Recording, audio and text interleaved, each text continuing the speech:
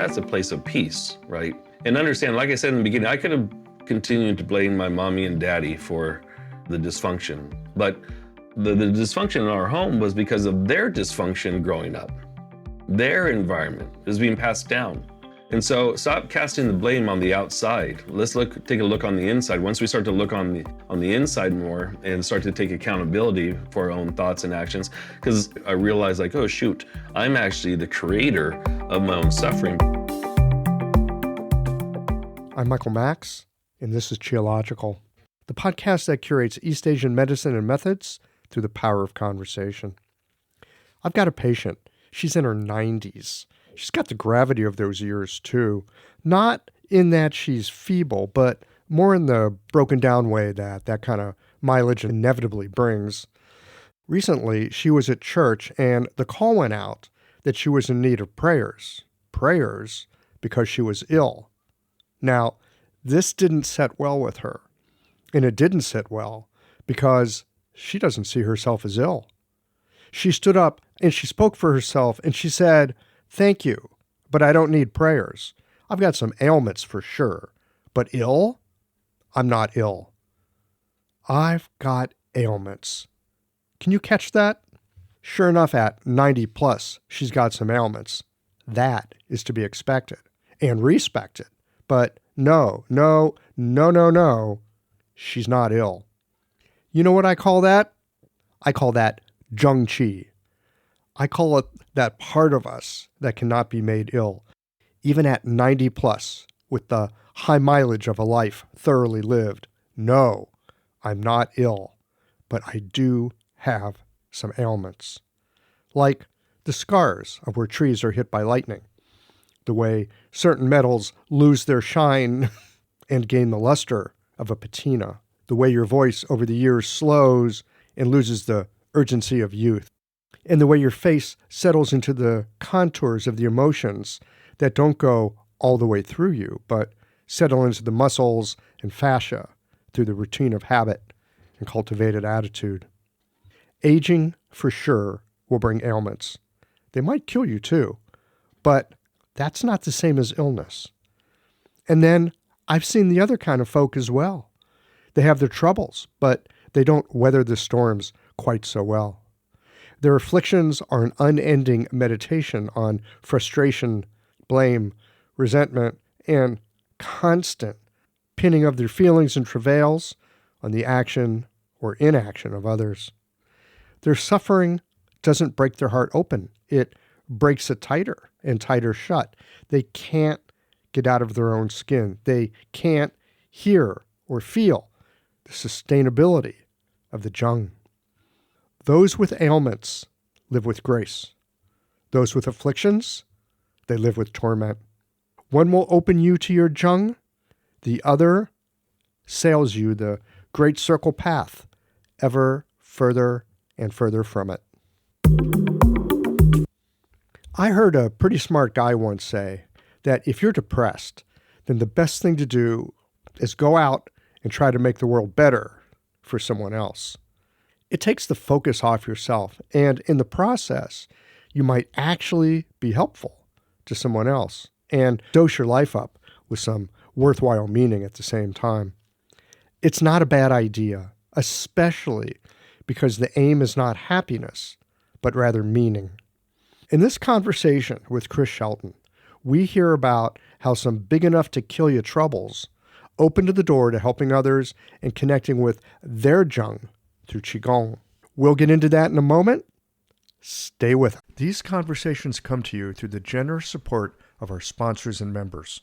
Blue Poppy, your new one-stop shop, has speedy shipping options on everything that you need for your clinic. It's Women's Health Month at Mayway Herbs. Check out their new website for learning resources on helping women with herbal medicine. Are you a creature of habit? How about making a change that helps your patients and the planet with AccuFast needles? And later in the show, raising your fees doesn't have to be a difficult process. Jane has helpful suggestions on making it easy and effective. And finally, have you considered that having a thriving, profitable practice is one of the most healing things that you can do? Julie Bear Don't Walk has, and she can help you do something about it too. Do be sure to visit the sponsors page on the Qiological website to take advantage of all the special offers our terrific sponsors have for listeners of the podcast. Picture this. Your clinic is buzzing with patients, and then you realize that you're down to your last box of needles. No need for panic, because Blue Poppy, your one-stop shop for all your acupuncture needs, they ship orders received before 3 p.m. on the same day. With a quick visit to Blue Poppy's website, you can order premium needles, herbal formulas, and that special Dr. Bob's oil that your patients love. Blue Poppy understands practitioners can't keep patients waiting. That's why they strive to get you what you need when you need it. From high-quality Chinese herbs and formulations to acupuncture supplies and clinical essentials, Blue Poppy has served practitioners for nearly 40 years with products that meet the highest of standards. Discover everything Blue Poppy has to offer by visiting www.bluepoppy.com, and don't forget to subscribe to their mailing list for exclusive offers and more. Hi folks, I'm Yvonne Lau, president of Mayway Herbs. May is Women's Health Month, and as a women-owned and women-run business, we especially love how Chinese medicine can support wellness through every stage of a woman's life. So in this month's newsletter and podcast, we're covering topics like PMS, pregnancy, menopause, and osteoporosis. We'll share expert insights and effective treatment strategies you can put to good use in your clinic. Our Plumflower brand line includes herbal tea pills, tablets, extract granules, and organic herbs, all of which you can find on Mayway.com. And where you can also find articles, videos, and other resources to support your practice. Since 1969, Mayway has been a trusted source for high-quality herbal products. In these challenging times, please know that we remain committed to keeping our products accessible and affordable so you can take care of yourself and your patients. As always, thank you for supporting Real Chinese Medicine. Daily habits and routines feel comforting, familiar, easy, automatic. That's the power of repetition. You've worked out the kinks and can do it with your eyes closed. But what if you shook things up? What if you ditched the old routine and tried something new? Hi, I'm John Sten. I've practiced acupuncture for over 30 years, and together with my wife Kelly, we created the world's first eco-friendly acupuncture needle. The AcuFast earth-friendly needle system cuts your packaging waste by 60 to 90%, depending upon your needle type, speeds up your needling, gives you more control, and best of all, while you're healing patients, we plant a tree for every 2 boxes your clinic uses. Thousands of acupuncturists have already made the switch. In just the last year, they've helped plant over 16,000 trees. Since we started, that number has grown to over 50,000. So break the routine. Be the change. Visit acufastneedles.com. Your patients and the planet will thank you. Yes. Welcome to Shop Talk. In this portion of the podcast, we are bringing you roughly 15 minutes of practical, clinical methods, perspectives, and advice that has its work boots on. This section is all about practical material that you can begin to investigate the next time that you walk into clinic. Additionally, visit the show notes page for supporting materials from this week's guest on Shop Talk. All right, roll up your sleeves. Let's get to work.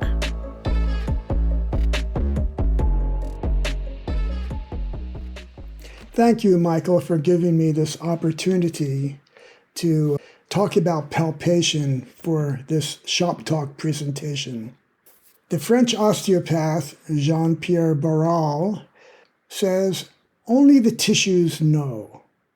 Shudo Sensei says that the foundation of our skill in assessment and treatment is palpation. Acupuncture is truly and primarily a manual medicine.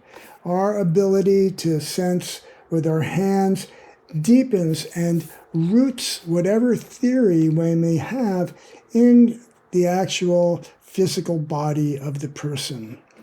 My goal here is to use as an exemplar the Yuan source point Kidney 3 to enhance and differentiate and improve palpation skills for this primordial and key yuan source point.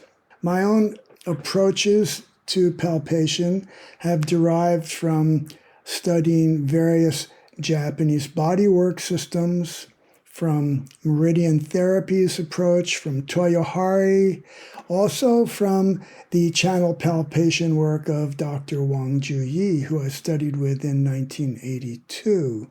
Combined with all of that, for the past 10 years, I've been using the osteopathic approaches of visceral manipulation. And this is, they all fit well together. Our medicine fits very well with osteopathic approaches. Now, I think the Western approaches have been too reductionistic, and we actually see this even among some of our own skilled practitioners, where there's a primary emphasis on trigger points, on motor endpoints, on e-stim. I think these are fabulous, very powerful, useful for specific myofascial neuro functions, but the totality of chi regulation is missed in this way. Now, Wang Juyi says that channels are the pathways for the interaction of nerves, vascular, and lymphatic systems.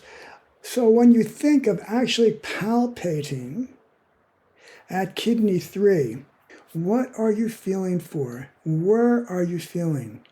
I believe that the contemporary descriptions of finding kidney 3 in TCM with a relatively heavy gauge needle and vigorous lifting and thrusting to generate a Da Qi response is included with the advice to be careful to avoid the artery. Now, the arteries are the driver of source points, and all of the yin channel source points are over a major artery. Lung 9 is our primary diagnostic artery area to feel the potency of all of the channels and of the general qi status overall.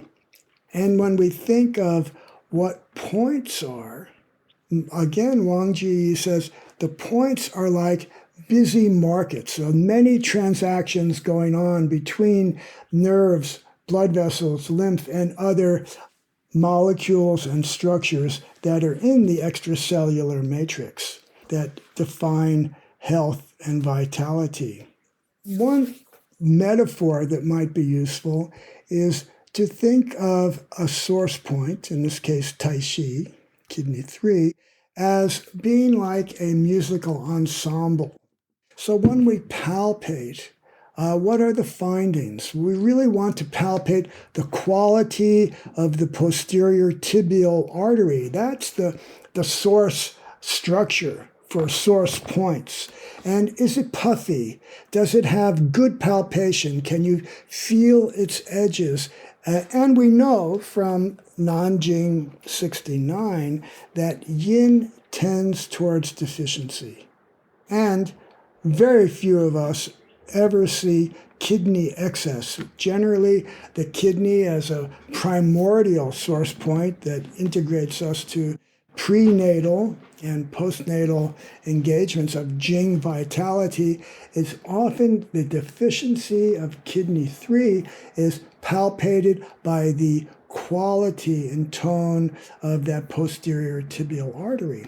So thinking again of this musical ensemble, the main stringed instruments might be the artery, but what about the woodwinds? What about the conductor? So that we can differentiate the bundle of qi transmission that is held within the bundled artery, nerve, and lymphatic vessels, veins as well, so that once we palpate the quality of the artery, then bundled right next to it and behind it is the posterior tibial nerve. And this can be palpated for how hard and tense does it give a neural response? Is there a blockage in the nerve transmission through this key source point?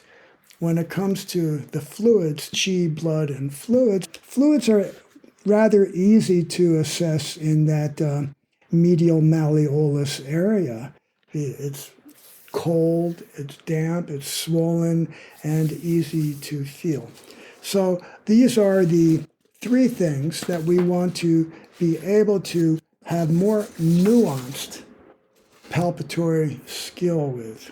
Now, unlike the TCM needle approach to tonify the artery, some of the Japanese techniques with their very fine, delicate needle and a gentle insertion, you can get to the outer layer, the muscular outer layer of the artery, the intima adventitia, this web of connective tissue wrapping the outer layer of the muscle.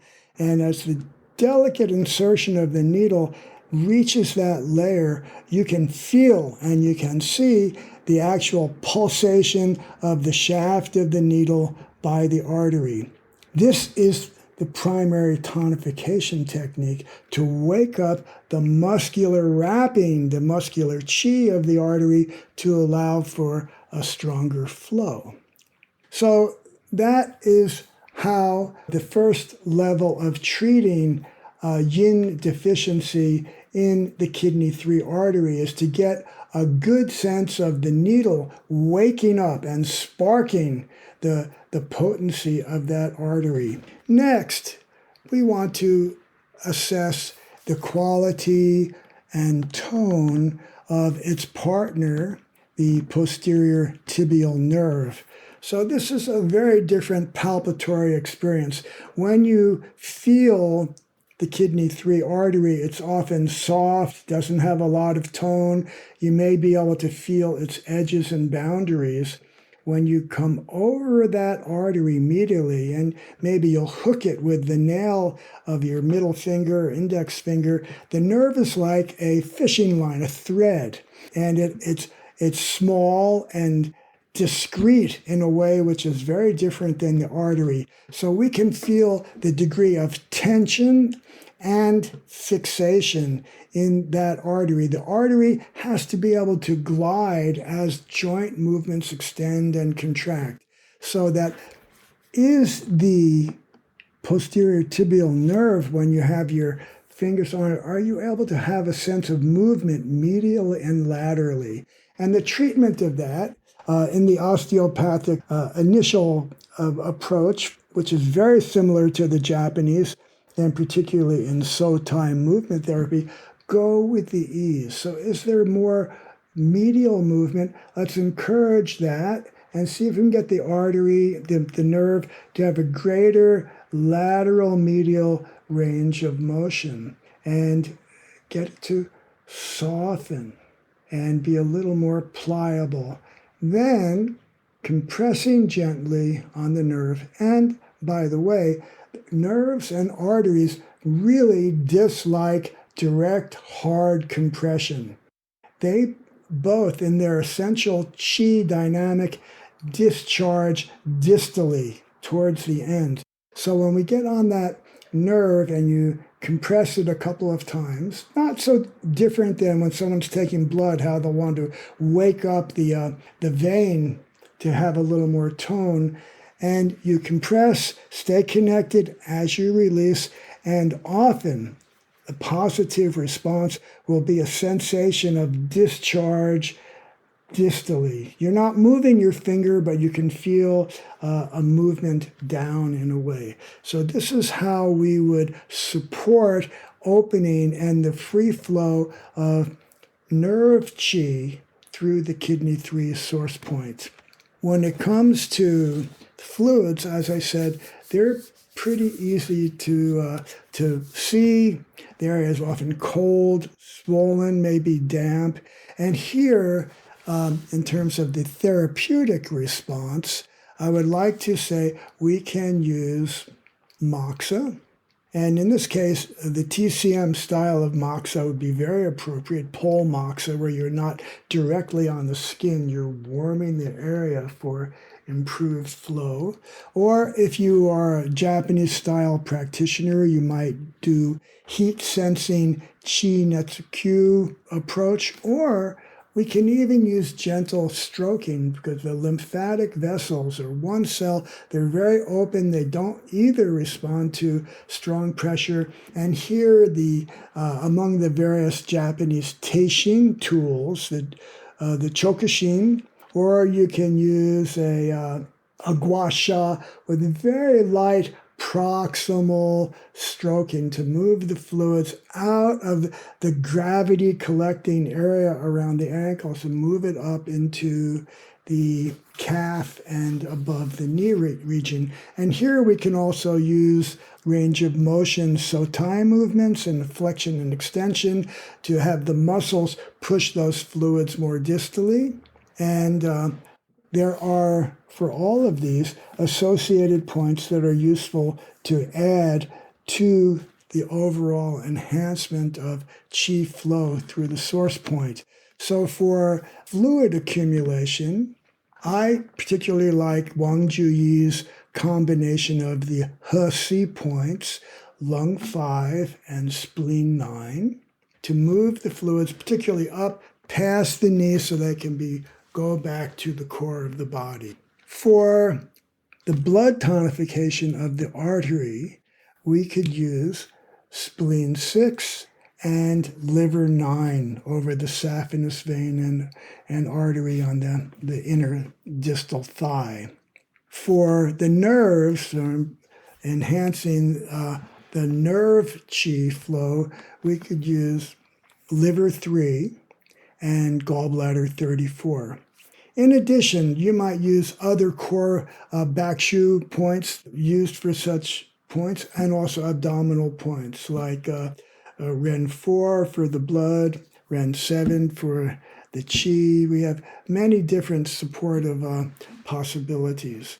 So these are the ways that I suggest that you can have a more refined and differentiated palpatory assessment and reading of what is really needing support and balance in this critical yuan source point. So I hope you find this interesting. If you're interested more in the fusion of osteopathic technique with our traditional East Asian medicine, one, look to the work of Dan Bensky and Chip Chase with Engaging Vitality. And you can go to, in the shop notes, my partner and I, Mark Petruzzi, are doing a Chi Blood and Fluids seminar in Honolulu, August 11th, 12th, and 13th, where we really go into great depth with building these skill sets to differentiate the totality of qi involving the reciprocal dynamic interrelations of nerves, blood vessels, and lymph that represent within the body the totality of a qi status. So thank you very much and look forward to hearing from you. I can be reached at jeffreydan@gmail.com.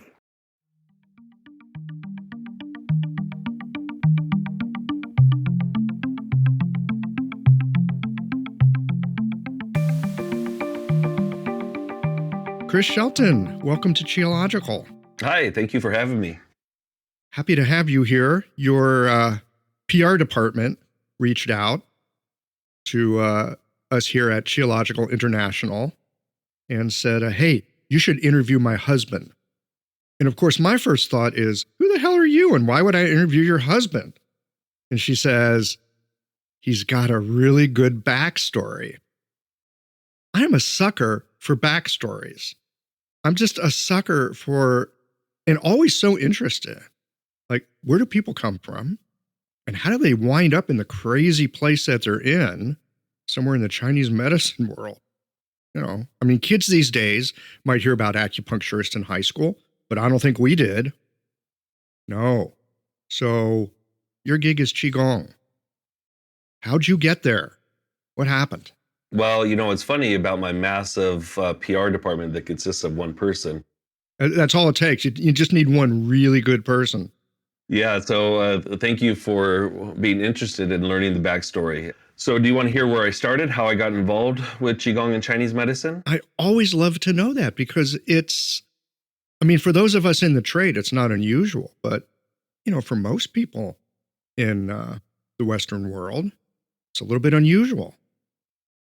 Yeah, so I've always been interested in medicine. My mom was a nurse, and I would read her nursing journals in fifth and sixth grade when other kids were writing book reports on the American Indians. I was writing book reports on blood plasmas and hematomas and stuff like that.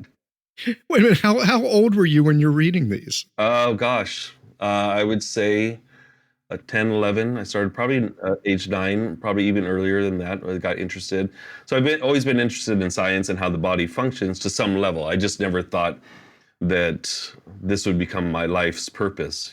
So the backstory is that I grew up in an abusive home. There's a lot of neglect, a lot of dysfunction, fighting. Didn't get punched all the time, but every once in a while, just, if I missed a tackle playing football, for example, I get punched in the face when I came home. Started doing drugs at a very young age. Age 12, started doing speedballs, which is heroin and coke for people that don't know what that is. That is young. 12 years old. And so part of you is reading medical journals of your mom, and the other part of you is getting fucked up on drugs. Well, what better way to hide the pain? When you have this suffering like that, I didn't realize at the time, obviously. I wasn't shooting it. I was snorting it. My parents had finally, thank God, had gotten a divorce at age 11 and my second cousin moved in, and he was a biker, and so I had access. All my friends, were in their 20s and early 30s. Very few friends were my own age. But I was always very motivated. My older half brother was always in trouble with the law. You go to juvie, they send him to the boys' ranch, he'd escape, they send him to CYA. So I always learned from him how to stay just one step ahead of the law. You got some mad skills as a young man. Yeah, you have to learn how to survive. And in fact, fast forward, I'll come back to the story, but fast forward, we're friends with Mike Kroger from the rock and roll band Nickelback, and pre-pandemic, we had about, 20 of us had flown to Vegas for to see their show at the Hard Rock Cafe. And one of the guys that we know had flown in, and so we were talking, and he said, oh, so you're like a feminine type. And I said, well, I guess you could say that. I said, I had to learn how to sew at a young age because we were kind of poor. And, if I had holes in my jeans or my flannel shirt, I had to sew it myself. I had stuffed animals, but if I wanted any more, I had to sew them myself. And I had to learn how to cook, because if I didn't learn how to cook and taking care of my younger brother because my parents were unavailable, then I was eating hot dogs and macaroni and cheese all the time, and yes, I did have to learn how to do laundry and clean up after myself. So I said, I guess you could say that's a feminine typology, but I will not hesitate to punch you in the face at any time either. So anyways. So we're talking a mix of yin and yang here.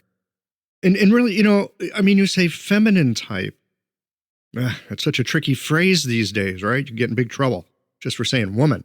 But I think what you're talking about here, Chris, you learned that you had to be pretty damn rough and tough, but you also had to learn something about nurturance because it was not around and it was up to you to take care of yourself, take care of your brother, make sure you guys were fed and clothed and somewhat cared for. So that was there too.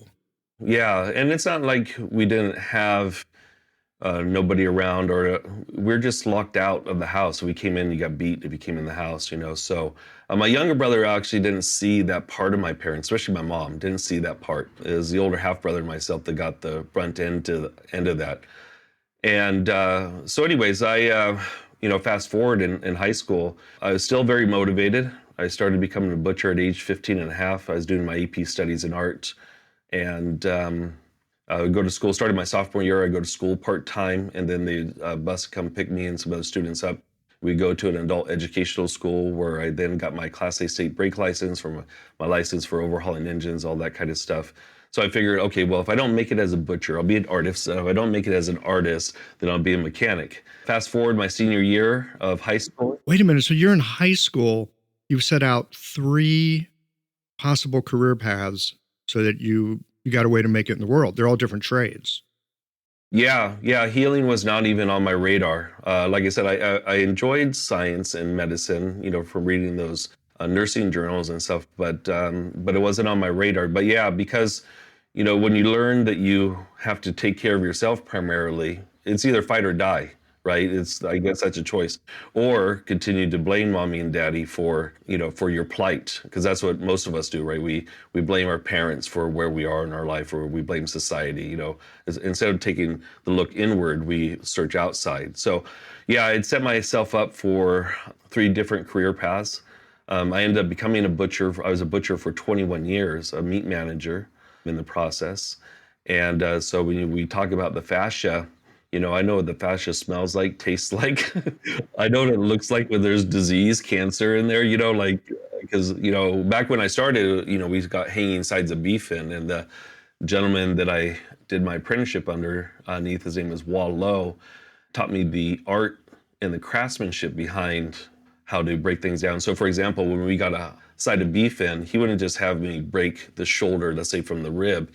He would have me go bone by bone through the vertebra, so I have a deeper understanding of how those vertebrae interconnected, And so still today, when I touch somebody, when a person comes in the clinic, at a certain level, I go back to that time and space where I understand what that, like I said, how that fascia works, how those interconnection of the insertion points of those muscles work, and because the anatomy of the animals is not much different than humans, especially pigs. Pigs are very close to humans, and so that still resonates, I guess you would say. So it became an added bonus to when I started practicing Chinese medicine and such. For sure. I mean, I'm thinking here, you had a hands-on education with Butcher Ding, right? Like a master butcher.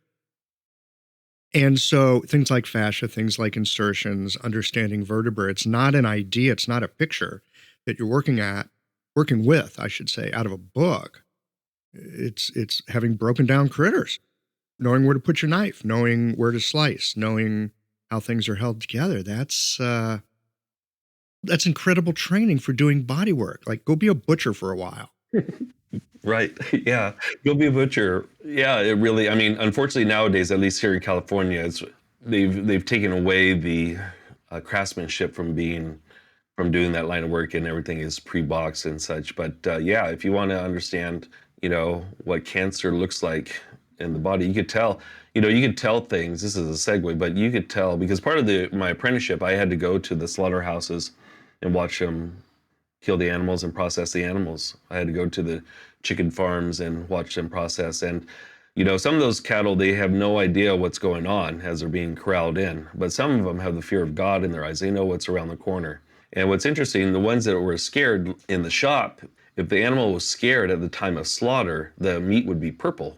And we called it cutter beef. And they would tell us back in the time, because you have to make a profit, they say you still have to sell it because it doesn't taste any different. Well, in hindsight now, I know that, the reason why that meat was purple was because of all that fear, all that adrenaline, those hormones that got stuck in the muscle at the time of slaughter. So actually you're eating all of that, so I got a chance to experience, something that turned out to help me later on, and also business-wise too, because I was a meat manager, and most people don't realize it, but it's you have to make a profit. You have to make money for the shop. So it's a business. It's not that you're just cutting up these poor animals all the time. It's actual business itself. Okay. So you're a kid, drugs.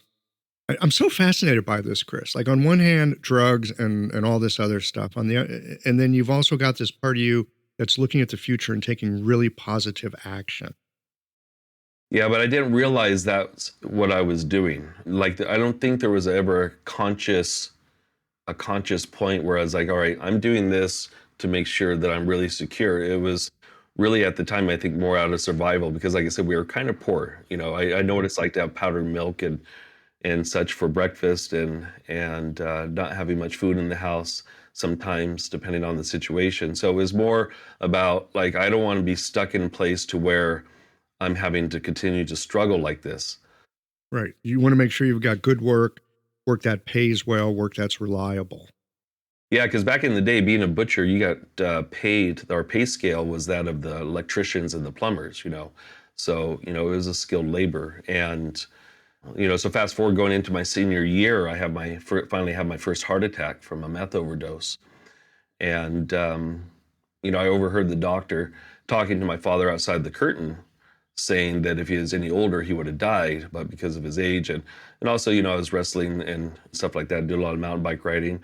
So he said, I heard him tell my father he got a hold of some bad stuff, and I thought to myself, well, I've gotten a hold of some bunk stuff that's never gotten me off before, but nothing that's ever done this to me. And so, being that ignorant 19-year-old, a few months later, I used again, and I had another heart attack. This one was less severe, but because of the shame surrounding the first heart attack, I didn't call 911 this time. I figured I was just going to die. Luckily, I didn't. It was confirmed by the cardiologist that there was another incident, and he told me at the time that unfortunately, Chris, we can't see whatever damage has been done. One day you just might not wake up. And that's then really was the catalyst. Like I was like, oh shit, like, if I don't change my path, I'm going to end up dead, in prison, or both. And so what I did was then I put myself into Taekwondo to change my path. And I started competing full contact right away as soon as I got my yellow belt. And one night before a match, accidentally kicked in the lower back and left me with a severe back injury. And doctors were saying at the time, like, Chris, if you're not careful, you move the wrong way, you might not walk again, ever have sex again. And so it led me to another doctor who had a therapist working for her, and he was a martial artist, and he started talking to me about Qigong. And I'm 19, 20 years old now, and the closest thing to Qi that I could ever get was like Cheez-Its and Cheese Whiz. I was like, so yeah, but I had other health problems too. I had severe digestive problems to where I could not eat any raw salad, and avocado would put me in a fetal position or vomiting 2 hours later. Any kind of animal fat whatsoever would do the same thing to me. And I had every test done in Western medicine, upper GI, lower GI, ultrasounds, and they couldn't figure out what was going on. Thank God they did not take out my gallbladder at that age, because some of those symptoms would have been like a damp heat condition, and yeah, and they'll often take a gallbladder out because, well, we're not sure what's happening, but it sounds like gallbladder. Sounds like gallbladder. Yeah, you don't need that organ anyways. So then I also had severe chronic sinus issues and allergies. Not surprising with the digestive issues. Yeah, so I lived on all kinds of medications, antibiotics and such, and so fast forward, I have nothing to lose. And back then, nobody, at least in California, was talking about Qigong. Maybe Tai Chi a little bit, because Bruce Lee and Kung Fu and stuff like that. Who is this person that mentioned Qigong to you?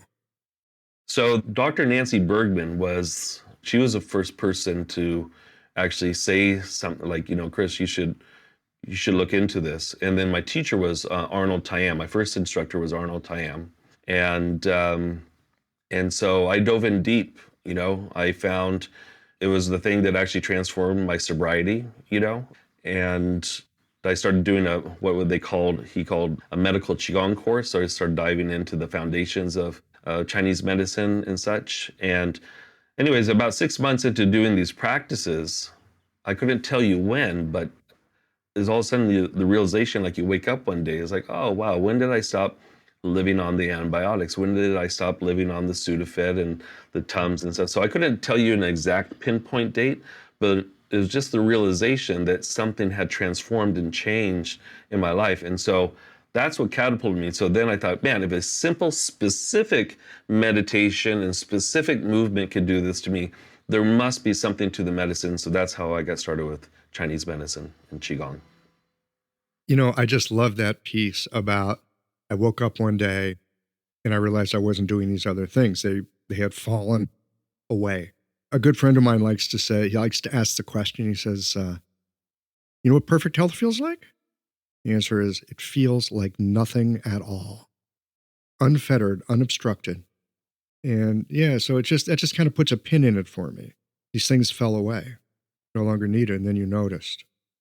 Yeah, and then also I had OCD as well too, and I noticed that took a little bit longer to go away, but it's just the application of these practices, and then you start to understand. Then in hindsight, after I started studying Chinese medicine, the foundations, I realized like, oh, I had all these digestive problems because all my pent up anger and frustration. People would tell me, they say, Chris, you're angry. I'd be like, oh, fuck you, you're angry. What are you talking about? I'm not angry. Fuck you. You're angry. Yes, I'm familiar with this. Yeah, so I realized the discord had created this digestive issue for me, and then, like you said, then contributed then to the allergies and the sinus issues and the obsessiveness, obsessive compulsive disorder. And in hindsight, is I'm grateful for all of it, because I mean it really helps you understand when a patient comes in just what they're going to. And I'm like an open book, like everything, I will share everything with you. Same thing that happens when a client comes in. You start to realize that, that these practices, they're so simple to do, right? And so effective, but you start to really understand how your emotional aspect of your being shows up as disease. And so anyways, what I was saying is that when a patient comes in, then I can relate to them at some level. I could understand how things show up. And going back to face reading, as we talked about or a little bit here, besides pulse and tongue, that in the Q&A, that's the number one thing I use in clinic, because the face does not lie. And so anyways, but then when I see that on a person's face, then I will open up to establish the rapport and say, well, this is something I went through. I've been, this is, yeah. So I'm grateful. I guess what I'm trying to say is that I'm grateful for those opportunities, because then it actually helps me when I'm working with clients one-on-one, or if I'm a speaker in a talk or something, to be able to connect with the audience. Yeah. Well, it's, I suspect, no coincidence that the archetypical image of the healer is wounded. There's all kinds of archetypes of healers, and they've usually got some kind of wounding, some kind of trouble that has brought them into the person that they are. Yeah. So I think that our purpose here on this planet, first and foremost, is to find your life purpose, but also too to recognize that suffering that you go through is meant to awaken you.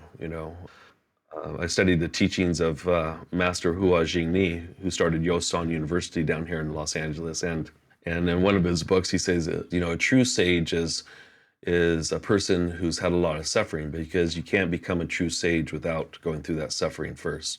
And some people, that's a hard pill to swallow. And we have a level 1 and level 2 Qigong teacher training program, and which is also, by the way, recognized by the acupuncture board as a level 1 course. And I remember on a Sunday, it was a weekend workshop, because we get together for the weekend workshop after the first 13 weeks. And I was talking about suffering, and the whole class was up at arms, when I said that word. And they're like, no, well, I don't believe life should be happy, and those kinds of things. And I think they're missing the mark as far as what I was trying to say. But when I changed the term from suffering to life challenges, they could swallow that pill a lot better, So what was funny is that because we were dual citizens, we said, because we were living in the San Francisco Bay Area in San Jose, and then flying back and forth to LA. And so that class was in San Jose, and then I, flew down to LA, and then that was on a Sunday. And then Tuesday, I was on a show in Beverly Hills called Good Morning La La Land. And in Burbank, where we live, in Beverly Hills, is only 10 miles, but it took us an hour and a half to get there.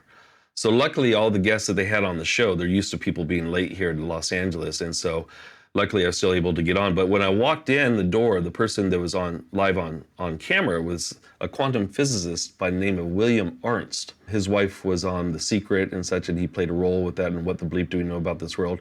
Anyways, guess what? He was talking about his new book. You know what the book was called? Suffering is Meant to Awaken Us? How to Suffer in 10 Easy Steps. No, get out. Seriously? I'm dead serious. Suffering in 10 Easy Steps? It's a great book. It's a funny book. His introduction, the contract you sign with God before you come into this life form, is amazing. It is so funny. And so they went to the commercial break, and they're getting the next guest on there. And so I was talking to him, and I was telling him about the situation with my students, right? And he said, "Well, how did they react?" I said, "They're just really, couldn't swallow this idea of suffering to grow." And he says, "Of course, because nobody wants to talk about the elephant in the room." This episode is brought to you by Jane, the clinic management software that honestly just makes running a practice easier. Let's dive into something that's never easy, but sometimes necessary: raising your fees. It can feel awkward, right? But here's a tip that can really help. Consider offering flexibility to your patients as you introduce the change. When patients face new fees, it's natural for them to feel uncertain or concerned. That's where flexibility can really make a difference. Offering options like a phased increase, suggesting a payment plan, or even taking a moment to talk things through can help to ease the transition. These thoughtful gestures show your patients that you're listening and care about them, which strengthens the trust you've worked so hard to build.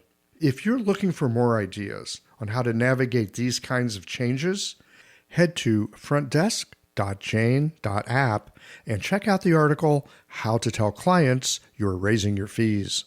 One last thing, if you're ready to give Jane a try, you can use the code CHIOLOGICAL for a 1-month grace period on your new Jane account.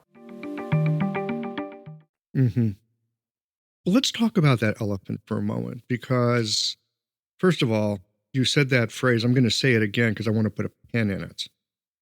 Suffering is meant to awaken us. Now, I suspect I'm not that different than most people. If I can avoid suffering, if I can slip my way out of that, hell yeah, I'm going to try to do that. Because it's tough. And waking up is not always so easy, and certainly making changes. I was going to say making changes is not easy, but that's not true. Sometimes it's really difficult, and other times it's as easy as an exhale. But the idea that the world is not made to order for us. We're born into this place, and we don't like it. It's like someone set up a system, and I don't like the system. Or it's populated full of people, and I don't like the way they think. Or how in the hell am I supposed to figure out how to make money? Because I don't have any, and I need it.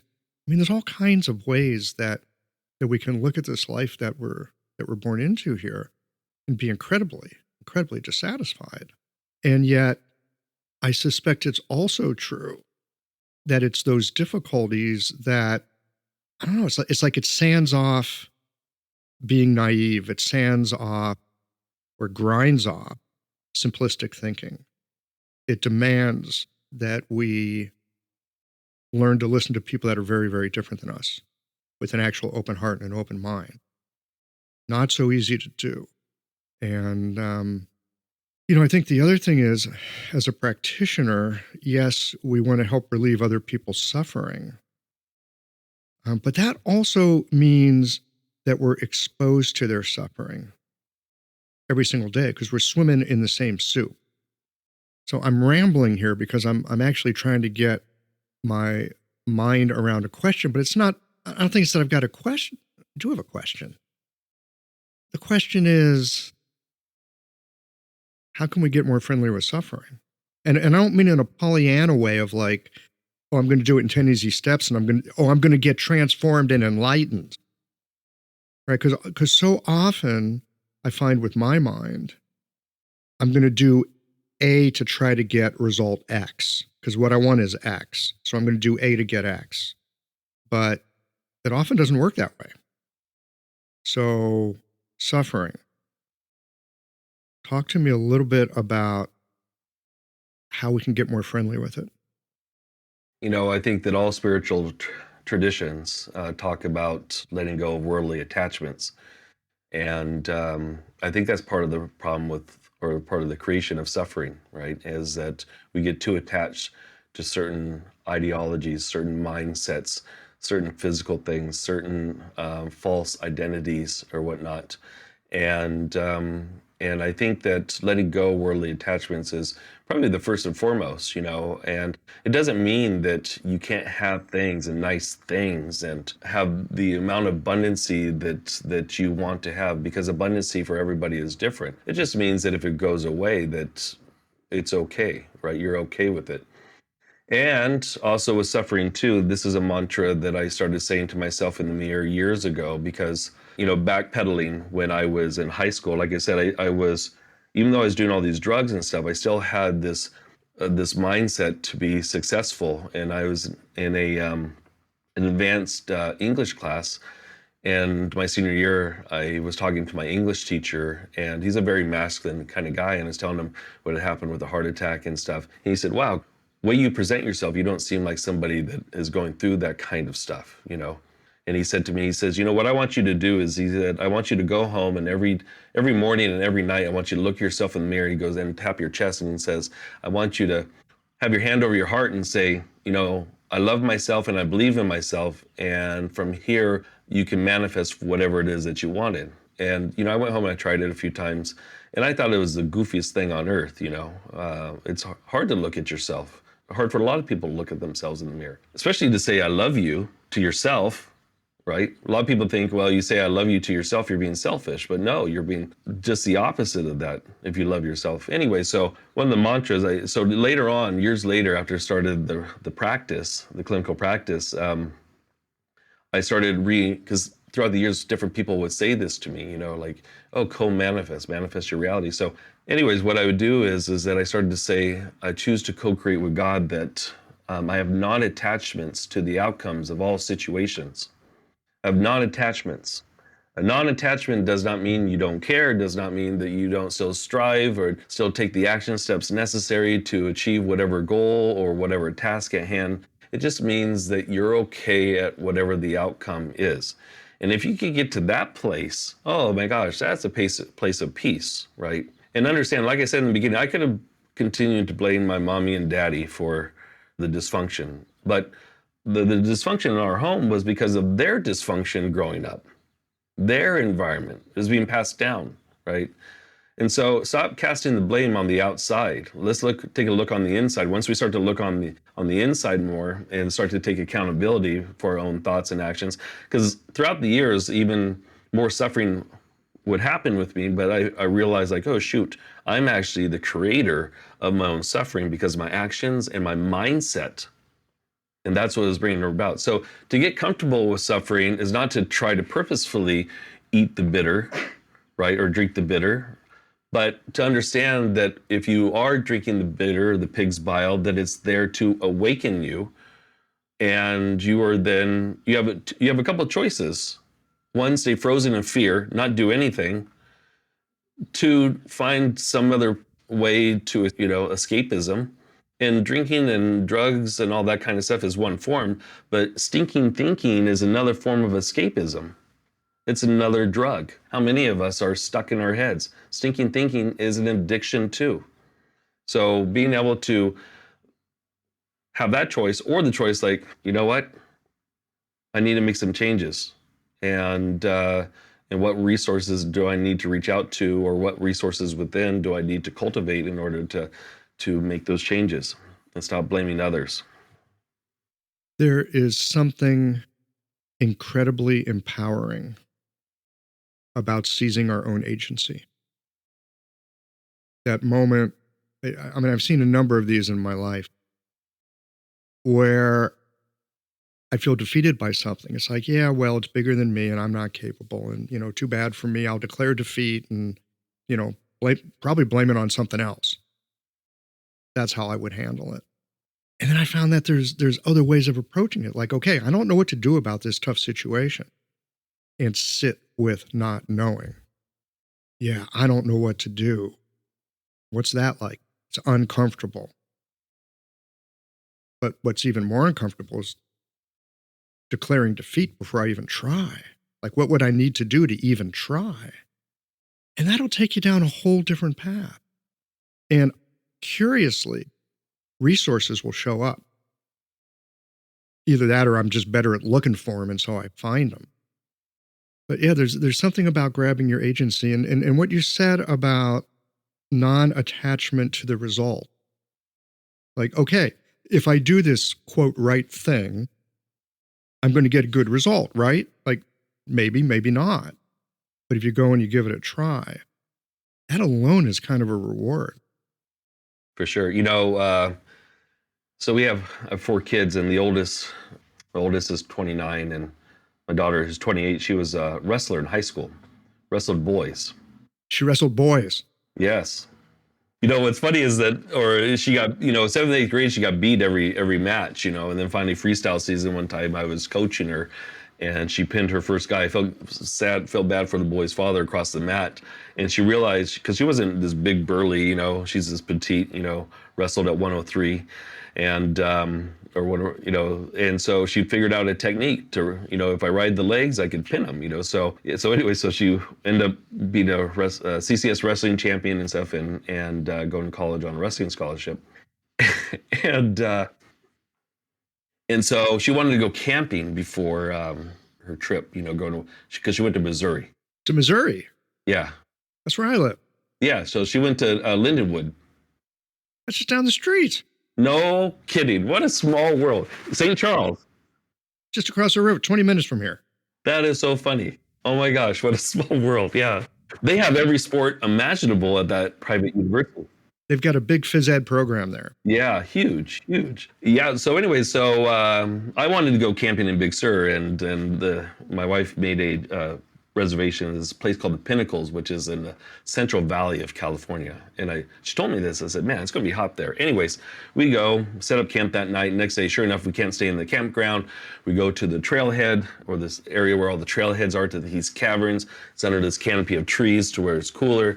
And so I see that there's this trailhead that's about a half a mile. I said, oh, the small kids, the younger kids, which were about, 5 and 6 at the time, I think, they can make it. So we have no flashlights, no water, and we're in flip-flops, right? You're prepared for trouble. Prepared for success. Yeah, and so we enter into these caverns, and it's pitch black. Temperature drops like 20 degrees, and such. And then we finally make it our way to the top, crawling out from underneath this boulder. And then I tell my wife, I said, we should head back because the younger kids are going to get tired. But my older daughter was starting to lead the way, and she was scooting down on her butt between these 2 boulders. Well, my voice is saying to me, it looks like the way, but it's not the way. It looks like the way, but it's not the way. Then I hear my son out of this ear say, no, the trail's this way and over to the left. And so my wife, my youngest daughter, and my youngest son start to take off. And then I realize that my oldest daughter's sliding off a cliff. That's what's happening. And so 200 feet below, in the shadows of the rocks, are the people looking at her falling off this cliff. So I'm in flip-flops on gravel, so I realize if I go to reach over the top and grab her this way, both her and I are flying over, right? So I go around to brace myself. She heard them take off, and she yells, don't leave me. And at that time, that's when I threw my arm down. I grabbed her arm. Out of pure adrenaline, I was just going to pull her up. And a voice or something said to me, it said, don't pull her up. She could fall. Let her get her footing, but if she doesn't get her footing, then pull her up, right? So finally, I don't know how long it took, she was able to get her footing and able to pull herself up. And she goes, wow, I almost died there. I said, yeah, that was close. Okay, so the interesting thing, the reason why I'm telling the story, is because at the point in time when I realized that my daughter was falling off this cliff, sliding off this cliff, I told myself, if she falls, I'm going to fall with her, because I couldn't imagine being an 18-year-old girl falling from that height by myself. Michael, when I said that to myself, I was in the most peaceful place you could ever imagine. I get to places of quietude and centeredness and stuff. No, this was a peace that I cannot describe. Like, it did not matter about dying that day. It did not matter about falling, what it's going to feel like to fall. It did not matter what it's going to feel like to hit the rocks. None of those, nothing mattered. Everything was okay. Everything was okay. I cannot describe the amount of peace that I was in. The interesting thing was that I was still able to execute and do everything that I said that I did. A couple of days later, on pondering on this, reflecting, I realized I had complete acceptance over the outcome. So then when I had complete acceptance and I completely let go, then that's when God showed up. That's when I was able to still maneuver, but I had non-attachments to dying that day. Non-attachment. And time changed. And your feelings changed. And in that moment of recognizing, oh, my daughter's falling off a cliff. Now, there's an interesting thought to go through a father's head. My daughter's falling off a cliff. And non-attachment. Of course, you love your daughter. You want her to live. You want to live. But there's that moment of non-attachment and everything that happens inside of us. Can you connect this for me back to Qigong? I'm not any kind of expert in Qigong, but what very tiny bit I've been exposed to, it seems that a lot of it is about a kind of awareness with internal states, not disconnected from the external world. Yeah, so I think how this flows back together is that, I've been doing this now for over 30 years. I've been in clinical practice 22 years. And some people will say, or the assumption is that my wife and I sit at home and eat vegetables and just meditate all day. That's just our life, float on a cloud every once in a while. But the reality is that life still shows up. And so what Qigong gives you is it gives you the tools to be able to handle and process what's going on in your day-to-day life. Now, the foundations of classical Chinese medicine is the leading cause of death and disease is negative emotions. The style of Qigong that we teach deals with those negative emotions and how it affects the different internal organ systems of the body. We see a lot of organ dysfunctions, but I'm going to say the two biggest dysfunctions that I see are spleen and liver dysfunctions. And true, poor diet could also create the internal climatic condition that could create the rise of certain emotions. But when emotions aren't processed properly, then it starts to show up as disease. So what Qigong does is that, or the style that we teach anyways, is that it gives you the tools that you can take with you anywhere to be able to deal with day-to-day stress and trauma. But more importantly, the stuff that we pushed underneath the rug, the stuff that we thought that we dealt with years ago. And going back to the face reading, that's where the face reading comes in, because if I still see that line or that feature on your face, then guess what? Somewhere in there is still that trauma. Your daddy issues, still there if I see that, So Qigong is a fundamental practice. And yes, that there's a component, there's the mindfulness component, right, that helps to center you and quiet the mind. But then there's the yang aspect of it to where we're actually doing something with our mind intent. And no matter how simplistic a practice is, like a white pearl meditation, for example, that focuses on the lower dantian. And well, what's the purpose of that? Number one, get you out of your head back into your body. But number two, let's be able to tonify and strengthen those kidneys. Oh, the center and balance meditation. Well, what's the purpose of that? Well, the purpose of that is, yes, to get you out of your head back into your body, but more importantly, to be able to feel the internal organs of your body.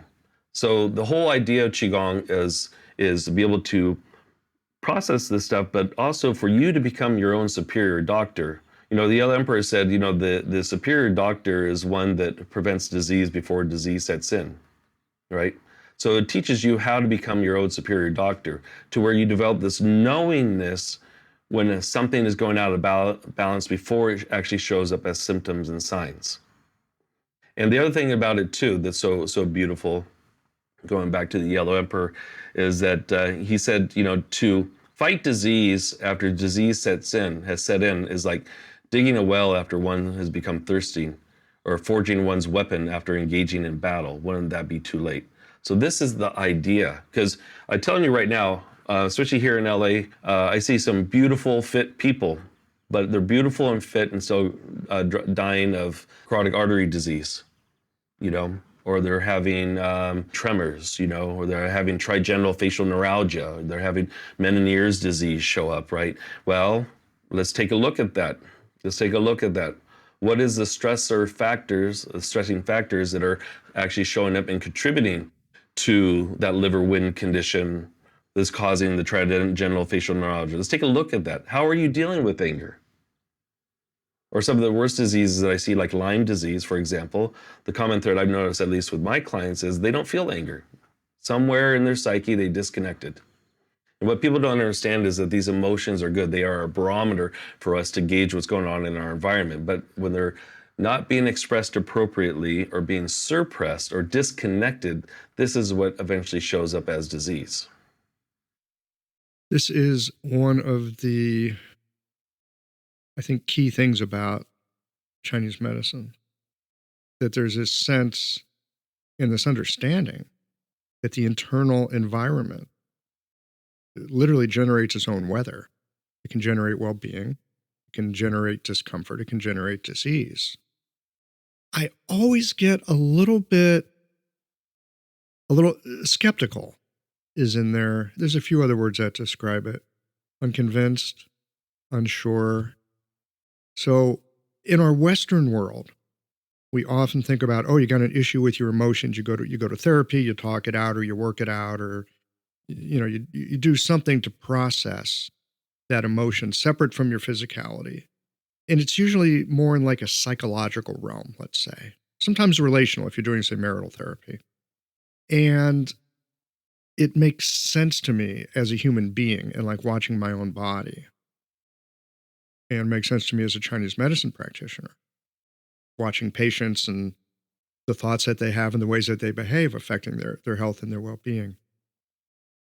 When it comes to actually connecting with that emotion and transforming it in some kind of positive way, I don't think that many of us are very skilled at that. And I think in our Chinese medicine world, we often lean on psychology, Western psychology as a way to deal with emotions. I'd love to get your take on how, from our Chinese medicine perspective, or Qigong, which is, an aspect of it, how we can access, work with, transform, release whatever pent-up stagnation is there, maybe unlock some incredible vitality that's being hoarded by the stagnation of the suppression of the emotion. Yeah. So first and foremost, it's not a belief structure. Pre-pandemic, my wife and I, we do a lot. So besides seeing patients in clinic, we have government contracts up in Santa Clara County. We're in charge of the 33,000 employees for our employee wellness department. Pre-pandemic, I would go in to give talks to trauma nurses and doctors on disease prevention. I go into the county supervisor's office, the jails, sheriff's department. And, for most people, you can't even talk about qi, right? So I have to be able to approach this in a way that a physician or someone in the jails are going to be able to connect with. And when I give those talks, there's three major takeaways I start off with, and that are very simple to do. One is a conscious breath, because once you take that conscious breath, because a lot of people will say, well, Chris, I can't meditate, so how am I supposed to be able to do these practices, right? And so it starts off with one conscious breath, because during that conscious breath, it's impossible for you to think of anything while you're taking that conscious breath. Then it builds up to two conscious breaths. The second thing is shaking it off, like the Taylor Swift song. I call it shaking the tree. We are the only mammal or animal on land that does not shake it off when we get angry at something. And anger and hatred right now and resentment is probably the biggest emotions that I'm seeing. Look all over the media, social media, a lot of hate out there. It's unfortunate. But when you have those emotions that come up, instead of stuffing it, which turns into stagnation, which then turns into inflammation, which then triggers that sympathetic nervous system to be in fight mode constantly. Instead, what you do is you shake it off. Now, you may have to shake several times from head to toe, but guess what? Instead of stuffing that vibration that shows up as this inflammation and such, you actually will release it. All animals do it. And like a dog, for example, it doesn't matter if that dog is happy to see you or angry, that dog will shake. Two ducks get into a fight. The fight lasts a few seconds. They swim around the pond. What is the first thing they do? They violently flap their wings. Why? Because they're conscious enough to know that they have this vibration. Now, they may not know that it's anger, because if they're like us humans that realize that it's anger, they'd hold on to it, swim around the pond waiting for Bob to come around to pop them in the beak, right? They don't do that. They flap their wings. All animals do it. Humans do not. Now, sometimes we could have a severe trauma. Like my dad was in Vietnam and he was shot down a couple of times. And like he said, one night after getting out under heavy gunfire, he was sitting at the bar having a beer, and next thing you know, his arm started violently shaking because his nervous system said, guess what? You can pretend like you were too cool as a 21-year-old, but you almost died there, You almost died. So sometimes the body will just do it. But for most of us, what do? We suppress it. Having a thriving, profitable practice is one of the most healing things you can do as a healthcare practitioner. Because a robust business is the ultimate expression of vital chi. And that's the heart of our medicine. I'm Julie Bairdontlock, and I help practitioners grow nourishing, profitable, authentic businesses that embody the generative cycle of Chinese medicine. This isn't about all yang all the time. It's about expanding your own internal capacity, growing collaborative relationships with your patients for ethical patient retention, and marketing as an extension of this medicine, not a necessary evil. You already know that everything is connected in your patients' lives and bodies. The same is true for your business. When we align your systems, your schedule, your pricing, and your offerings with you, we create flow, which means more spaciousness, more impact, and more joy. When you are in the flow, fully resourced in terms of chi, time, and money, your business becomes a source of healing, not just for your patients, but for you. Let's grow something rooted, radiant, and real. Visit lifeflowconsulting.com to learn more. I know I'll go meditate it away by sitting quietly. I'll go meditate it away. Right. Yes, I will. Right. I will. Yes, I will sit it right. I'm above those emotions. I'm above that kind of expression. Namaste, bitches. Namaste. It's craziness. The third one I give is the heart healing sound, which is ha, because the heart is the emperor of the body or empress of the body. As we know, the heart dictates how much of an emotion will be expressed or suppressed. So you get angry, what happens? Your heart races and attacks your liver and your gallbladder, right? So whether you're sad, or angry at something or having anxiety, the healing sound is ha, because as we know, one of the emotions is overexcitation or too much joy, that it could actually cause a heart attack. And if you think about it, if you have a laughing attack at something, what's the first thing that you and everybody else does? You go, ah. Or if we lost a loved one or one of our pets had to be put to sleep, what does a person do? They sigh a lot. They yawn a lot. The heart is already trying to release this. So the way that the Qigong works is that if you make it into a mindfulness practice as to what you're feeling, connecting with the heart, connecting in this case with the color red or pink that's associated with the heart, feel that emotion, visualize what's involved, who's involved, and then as you inhale, pull the breath into the heart, and then as you exhale, lifting the chin, imagine that circumstance leaving like a dark cloud going several feet away from the body and deep into the ground, and you do that over and over again. The cool thing about this practice too is that you can do it underneath your breath. And so if you're in public, instead of suppressing it and waiting to deal with it later like most of us do, you actually have a tool right then and there that helps to release it. No one will know what you're doing, and yet instead of suppressing, you are releasing. So those are the three big takeaways. Now, how does, according with psychology and the Qigong practices, well, as we know, the five major yin organs of the body, how is it different or affected by different negative emotions?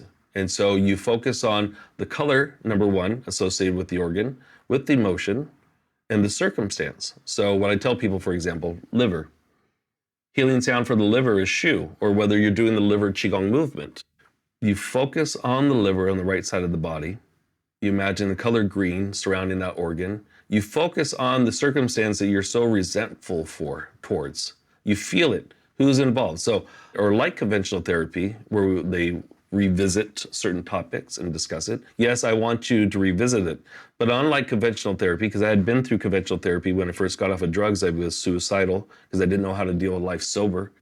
I would leave the office and I'd sometimes, feel worse than when I came in. So yes, I'm asking you to pick off the scab, to dig up that old trauma. It's not that you're trying to harboring on the past. No, we want to pick off the scab, but by doing the specific healing sound or the specific movement, connecting with the specific organ that's associated with it and color with that specific organ, this is how we create the release. And this is what starts to heal the organ, transform the emotional trauma, and then guess what? Whatever that inflammatory issue is starts to diminish, whatever that old anger is. Now, you may have to do this. You can't just dump it all in one setting, but guess what? You could definitely start peeling away the layers at it. And then that's how we start to regain internal harmony within our internal organ system. And this is how then we are effectively releasing the emotions. Because as you know, in the West here, scientifically, we look at emotions and they start up here. We start in the brain, in the cortex and the brainstem, and going down to the parasympathetic, sympathetic nervous system, right? And then into the visceral cavity, into the viscera. No, in Chinese medicine, no, it's the organs, the emotions, and the spiritual components of those organs, which then affect the brain. Different way of looking at the body. So you're connecting with the emotion, much like you would in therapy, except instead of going through the whole, how did it happen and how did I feel and what did they do and blah, blah, blah, and why am I always like that and whatever. You're looking at taking that emotion, connecting it to the organ. You bring in some resonances of color, you bring in some sound, you bring in some motion. What about when people have something like really powerful? They've had some sort of abuse, some sort of trauma, something that they've been holding on to because, Chris, they wouldn't know who they were if they didn't have it. Okay, so I would say there's like your garden variety troubles. And I can see how this kind of like a Qigong meditation would be helpful. What do you do when you're holding on to something? And that something is a big piece of your identity, who you are. You wouldn't know who you were without it. And yet it's hardening your arteries and it's ruining your relationships and it gives you migraine headaches. Yeah, that's a really great question. So anything that I recommend to the clients in clinic, it's something I do myself. So if that is your identity, it's first identifying that that's your identity. That's what you're identifying with, right? That's the first step, is what do you think you are as a result of this situation and this trauma? And even still, I would still suggest that a person goes through and does these 5 organ cleansing exercises and try to focus on connecting with that as they go through it. But also, too, because what is Qi? Qi is this life force energy that emanates through all things, right? And what is Gong? Gong is the skill. That's all it is. It's the skill to harness this life force energy. Gong Fu is skill with the fist. So what if we take that energy and we write out what we feel we are? What if we take that? Some power in that. What if we write somebody a letter, not just a nice letter, but the letter of how you would talk in your head about the person? Be as bold as and raw and real as possible. There's something powerful to that. If you're saying F you and whatever, calling them names and stuff like that, and in your head, you wouldn't write them a nice letter, You would write to get it out, write it out, and then throw it away, burn it away. So I guess what I'm saying is that we have these Qigong practices themselves. And like I said, you don't have to believe in it. Try it out for a while. I say the same thing to my patients. Like, don't take my word for it. Judge by the results you get. Yeah, think about it. If there wasn't anything to Qigong, then it still wouldn't be around thousands of years later, because anything that is fake has a way of exposing itself. And, you do these practices, and when people talk about internal alchemy, making this internal change, yes, our diet is important, our sleeping habits are important, exercise is important. Those are other components that are very important as well, too. But our mental emotional state, how these organs are functioning, and just like us as human beings on this planet that are interconnected, all these organs are interconnected too. They do not operate separate from each other. So if you start to understand that and how that affects the psyche, the emotions, because I said one piece, small piece, is the spiritual component. So are we talking about the intellect of the spleen? Are we talking about the willpower of the kidneys, right? Are we talking about the ethereal and the corporeal soul, right? Or because those get affected as well too, right? So if you can't force somebody to transform and change, but what you can do is show them a pathway that's a non-belief structure. And what I love about Qigong is that it doesn't discriminate against age, gender, religious, or spiritual belief structure. It's something that's meant for all people. So I say, pulling down the heavens, imagine white light coming into your body. You could be Christ consciousness, God. It could be whatever you want it to be, right? The key is that you tap into something that allows for this mindfulness to be able to connect. Now, true, emotional trauma can get stuck in the tissues of the body and the channels, We see that, for example, all cervical issues that I see, unless you're doing jiu-jitsu and someone popped your shoulder out, or you got into a car accident and immediately from the car accident, you had a shoulder neck issue. Not a week later. A week later, that's emotional response from the car accident. You see the connection. So all the emotional stuff like that affects the heart. So for example, going back to when I first met Mike from Nickelback, and the only reason why I'm bringing up his name is because he did a testimonial for me on YouTube. And when he flew into, so some of our folks in Chicago said, you have to go out and see Chris Shelton, blah, blah, blah.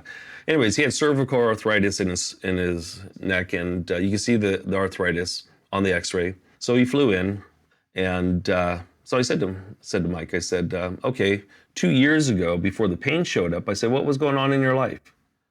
And he paused and he thought about it. And he says what most people say, oh, I think the way that I slept, my pillow, He goes, I think the stress of being on tour. I think the way that I hold my guitar on stage.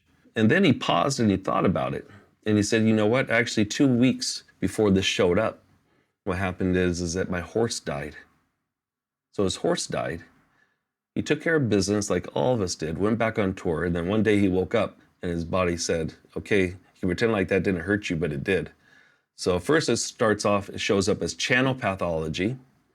And then because of the deficiency of the channel pathology, then it shows up as a deterioration and the arthritis. Now he's really a funny guy because he said on that interview for the TV show Celebrity Sweat, he said that I got rid of his arthritis in 30 minutes. Well, what I actually did was I helped to facilitate his body by clearing out the channel pathology in order for the body, for his DNA to heal itself, because our DNA wants to be healthy. The only thing that happens is it gets stuck. And in this case, when we see these type of cervical issues, it's emotions that are stuck. So this is what creates the blockage. Okay. In his case, it was grief. His horse died. Are there specific emotions that tend to get stuck in the cervicals, or is it just emotions in general? No, it's specific. A great question. Yeah. Yeah, because as we know, how many of all the channels that run from the hands or from the face down into the hands, right, are directly or indirectly connected to the heart. Triple burner, pericardium, heart, large, small intestine, right?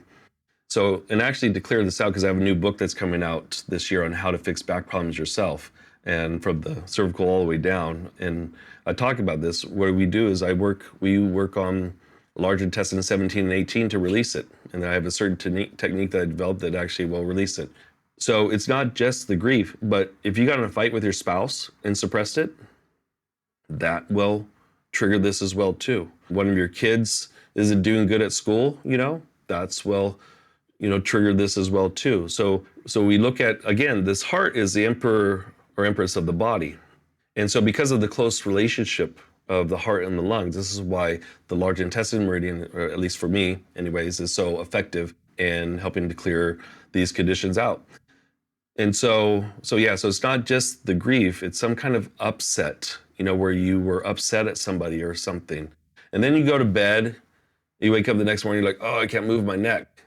And think, oh man, I need to get a new pillow, I need to get a new mattress. Or that damn dog just pulled me too hard and, this is what caused it. Or my weight trainer. And that's the other thing too you have to look at too. Sure, a weight trainer can definitely injure their client, But what if there's a predisposed disposition that all of a sudden then they do some kind of movement or something like that, and it shows up as frozen shoulder or froze up as a neck pain.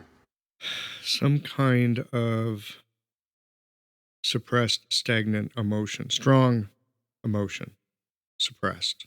Is that a fair assessment? I would say yes. Like, yeah, like even just an argument with your wife or your spouse, significant other, right? Just pay attention. So what I ask people to do is, well, pay attention to the next time that shows up, And then also too, let's say they had a trauma. Let's say they're playing football and they speared somebody, right? And had a compression in severe injury from spearing. And let's say it healed, but then years later, all of a sudden it showed up again. They'll say, well, my physician said it's because of that injury from 30 or 40 years ago. Sure, there could be a weakness or deficiency still there. But I also would ask, well, what is going on in your life? I've got a patient right now who started having neck pain out of the blue. And her neck's in pretty good shape, actually. And the side, and it like radiates down into the rhomboid muscles in the back. This person experiences tremendous pain on the right side. When I put my hands on it, the right side feels great. The left side has a knot the size of a duck egg.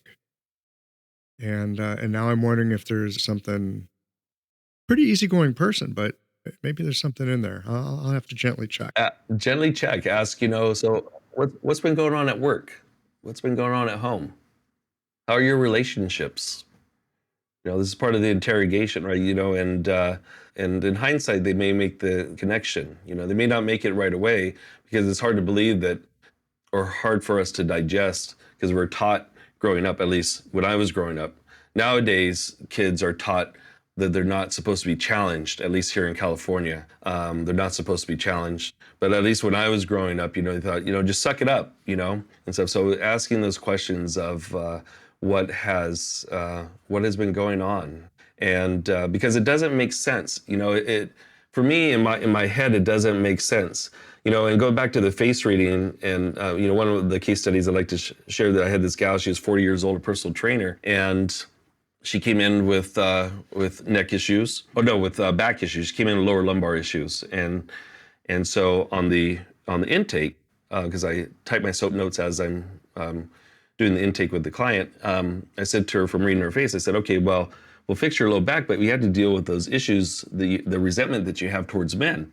She goes, oh, I dealt with that years ago. I'm like, all right, whatever. So I just put it in her notes. Patient and I is having problems with things long ago. So we fixed the back, and back issues, by the way, are really simple to fix for the most part. And so she would come in if she had a flu bug or something else, and then about a year later, she came in, something she said, something I saw on her tongue and something I saw on her face.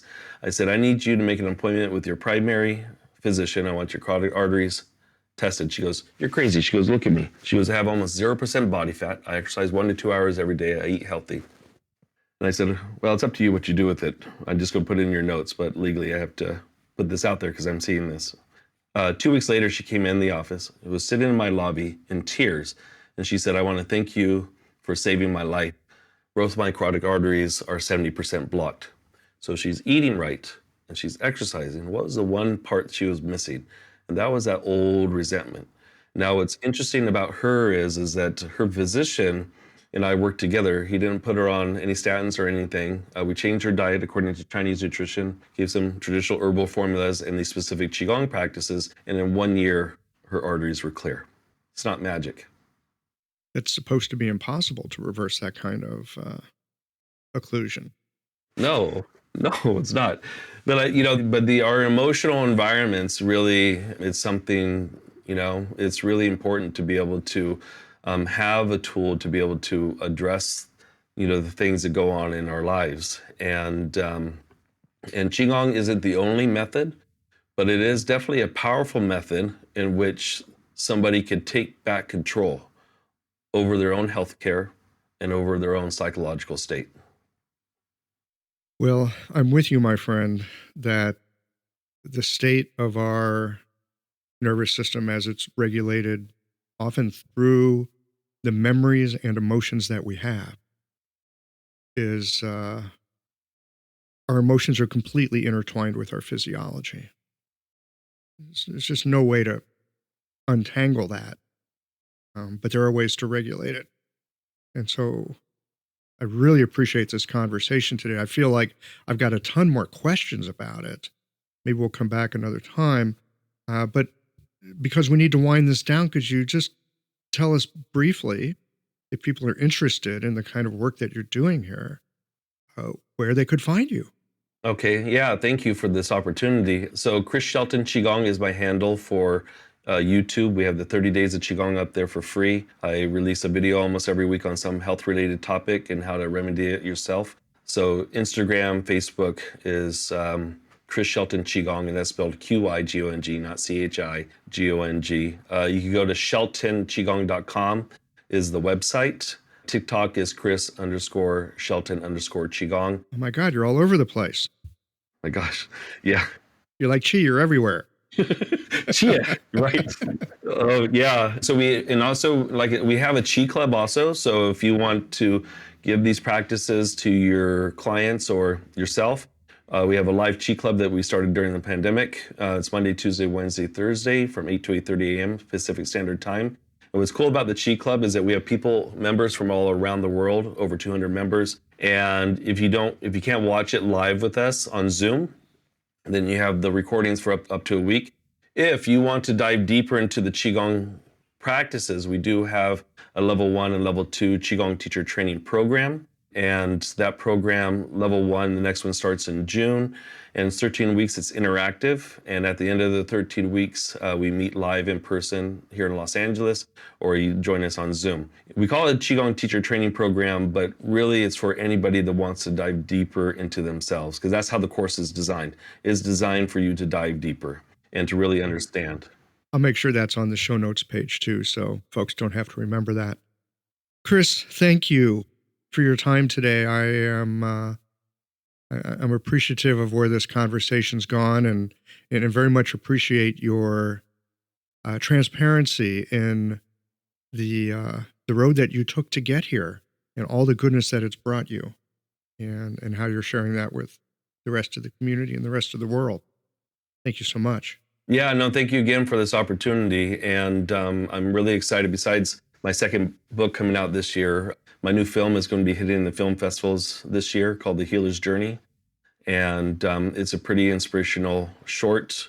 We're hoping it will be picked up as a series. And again, it's to show the world that you don't have to live with disease and chronic pain and emotional pain. You can transform it. You just need to be taught how the body functions. So yeah, so thank you again. That's our job, man. Yeah, this has been fun. So I would love to come back on if you ever want to dive deeper into the subject. We just might have to do that. All right, take care for now. All right, Chia.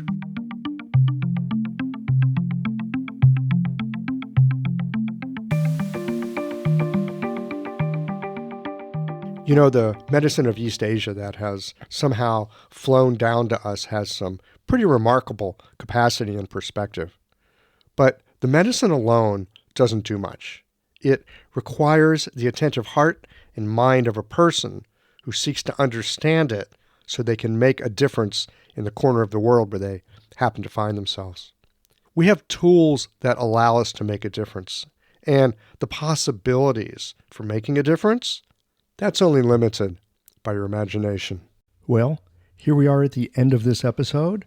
If you've listened up to this point, you're either a rabid fan of Qiological or the forward button on your podcast player stopped working. If you are indeed a fan of the podcast, you can help us to bring new episodes to our community of practitioners by supporting us with a membership or a one-time contribution. Details, of course, are on the website. That's it for today, friends. Join us again next Tuesday for another thoughtful episode of Qiological.